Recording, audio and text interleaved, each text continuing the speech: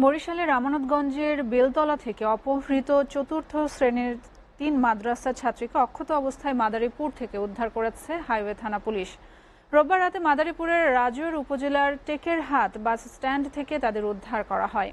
এর আগে রোববার সন্ধ্যায় বরিশাল সিটির আমানতগঞ্জের বেলতলা জামিয়া ইসলামিয়া মাহমুদিয়া মাদ্রাসা থেকে তাদের অপহরণ করা হয়। পুলিশ জানায়, সন্ধ্যায় মাদ্রাসার গেটের সামনে দাঁড়িয়ে ছিল হাবিবা, নুসরাত ও তৈয়বা।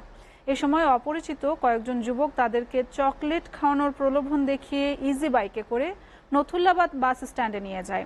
এরপর ঢাকায় পাচারের উদ্দেশ্যে ওই ৩ ছাত্রীকে যমুনা লাইন পরিবহনের বাসে ওঠানো হয়। তখন মাদ্রাসা ছাত্রী হাবিবা আঁচ করতে পারে যে তাদের অন্যত্র নিয়ে যাওয়া হচ্ছে। এ সময় পাশে থাকা এক যাত্রীর মোবাইল ফোন থেকে কৌশলে হাবিবা তার বাবাকে বিষয়টি জানায়।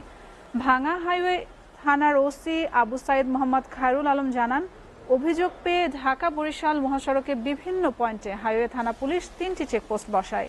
পরে টেকেরহাট বাস স্ট্যান্ড এলাকা থেকে ছাত্রীদের উদ্ধার করা হয়। এ সময় পুলিশের উপস্থিতি টের পেয়ে অপহরণকারীরা পালিয়ে যায়।